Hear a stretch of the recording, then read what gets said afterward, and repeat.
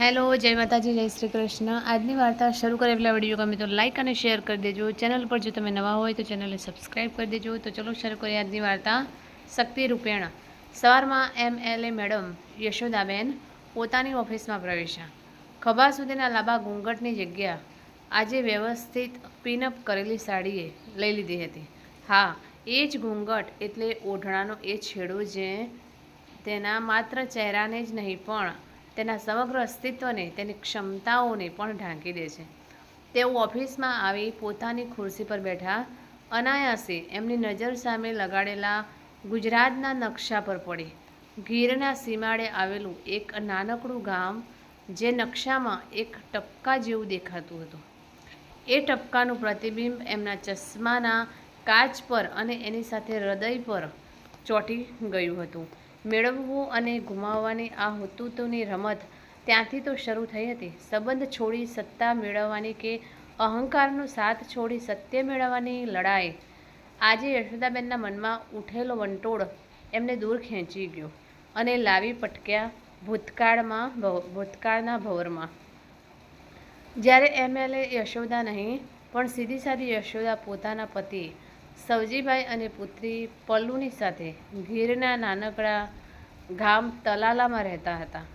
સવજીભાઈ સવારથી જ મૂંઝાયેલા હતા। તેમની એકની એક દીકરી પલ્લુના લગ્ન સંકટમાં આવી ગયા હતા અને જ્યારે તેઓ મૂંઝાતા ત્યારે પોતાના ભાઈના છોકરા રાજુને બોલાવતા।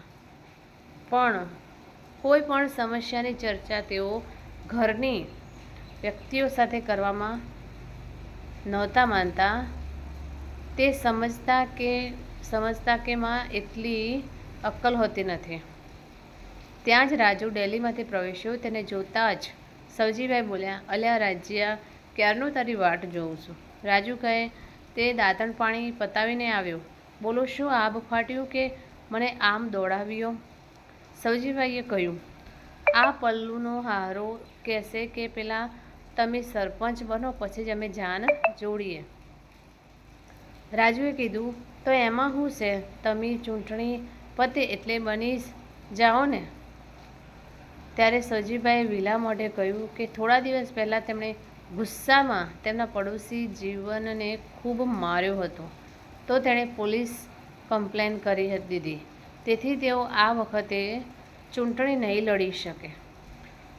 થોડી વાર વિચાર કરી રાજુ બોલ્યો, કાકા, પલ્લુના હારાની શરત એ છે કે સરપંચના ખોયડે જ જાન આવશે, પણ તમે સરપંચ હોવ એવું નથી કીધું। સવજીભાઈએ પૂછ્યું, તો તું શું કહે છે? રાજુ કહે, આ વખતે ચૂંટણીમાં કાકી ઊભા રહે। એમ સવજીભાઈ ખીજાઈને કહે, એલા ઉતાવળમાં અક્કલ પણ ઘરે મૂકી આવ્યો છે? તારી કાકી હું રાંધવું ઈએ મને પૂછે છે। રાજુ કહે, કાકા, વાતને સમજો। કાકી ખાલી ઓલા રબરના સિક્કાની જેમ કામ કરશે અને થોડા વખતમાં તમે કેસ પાછો ખેંચાવી લેજો। પછી કાકી પાસે રાજીનામું મિલાવી તમે ચૂંટણી લડી જીતી જાજો। ત્યાં લગી સરપંચ પદું તમારી પાસે જ રહેશે। અને સવજીભાઈ માની ગયા અને શરૂ થયો પ્રચારને નામે એ કઠપૂતળીનો ખેલ, જેની દોરી સવજીભાઈના હાથમાં હતી। અને આના ભાગરૂપે તેઓ પહોંચ્યા। ગોમતીને ઘરે। ગોમતી તો તેમને જોઈ હરખાઈ ગઈ અને બોલી, અલા નંદુડા, જા ગોળનું પાણી લઈ આવ। અને ઠક ઠક ઠક કરતો આવ્યો ઘોડીનો અવાજ અને તેની સાથે આવ્યો એક પગ કપાયેલો નંદુ। યશોદાબેન આઘાત પામ્યા। આ જોઈને તેમની આંખમાં દેખાતો સવાલ સમજી ગઈ હોય તેમ ગોમતી બોલી, બોન, એ તો વાળ તૂટી ગઈ છે, તે મય દીપડો પહેરી ગયો તો નંદુડાનો ટાંટિયો પકડી લીધો। નંદુ તો બસી ગયો પણ પગ કપાવવો પડ્યો। યશોદાબેનના હૃદયમાં એક પીડા ઉપડી। એ ન ખાઈ શક્યા કે ન સૂઈ શક્યા અને બીજે દિવસે પહોંચ્યા તે માસ્તર સતીશભાઈ પાસે અને બધી વાત કરી। સાહેબ, એક વાળનો હમી થઈ એમાં છોકરાનું ટાંટિયું કપાઈ ગયું. એટલા પૈસા તો મારી પલ્લુ શહેરમાં જલસા કરવામાં વાપર્યા વેશે. આ ગરીબ ગુરબનાને સરકારની કોઈ સહાય નથી મળતી. સતીશભાઈએ કહ્યું, સહાય તો મળે છે, પણ ગામના મોટા માથા એમને ગરીબો સુધી નથી પહોંચાડવા દેતા. આપણે અરજી કરીશું તો ઘણા લોકો ઉઘાડા પડશે, એમાં સવજીભાઈ પણ ખરા. પછી એ લોકો તમને કદાચ સરપંચ પણ ના બનવા દે તો તમારી પલ્લુના લગ્નનું શું? મારી પલ્લુ ભણેલી ગણેલી સમજણી છે, એને કોઈ સારું ઘર મળી રહે. તમે તમારે કરો અરજી, જેના અંગૂઠાના નિશાન કહેશો એ લાવી દઈશ.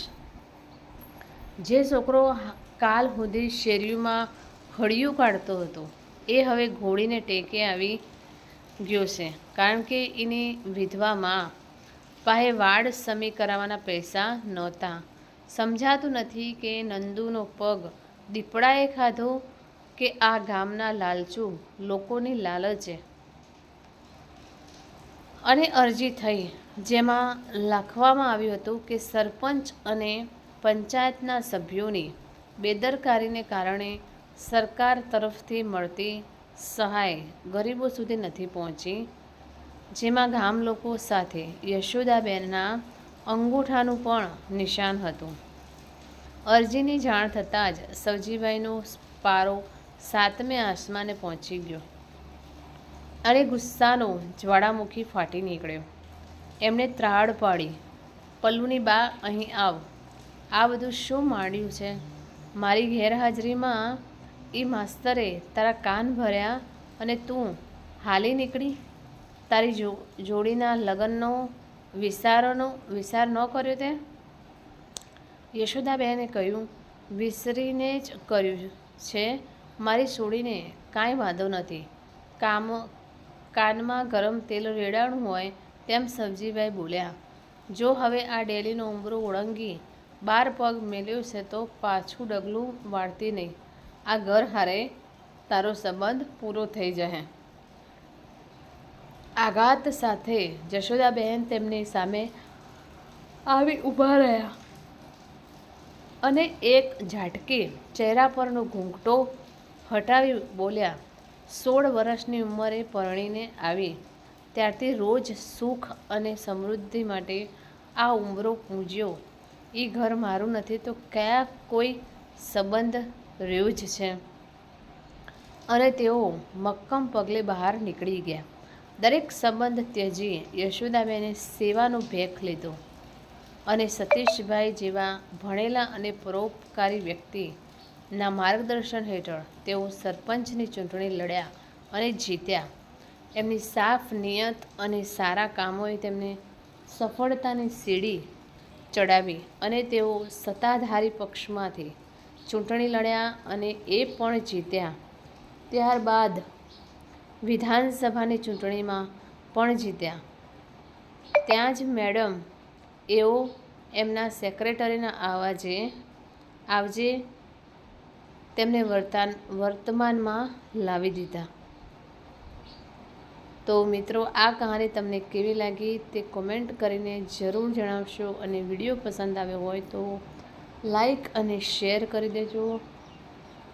ચેનલ ઉપર તમે નવા હોય તો ચેનલને સબસ્ક્રાઈબ કરી દેજો. ફરીથી મળીશું આવા જ એક નવા વિડીયો સાથે. ત્યાં સુધી નમસ્તે, જય માતાજી, જય શ્રી કૃષ્ણ, હર હર મહાદેવ. Thanks for watching.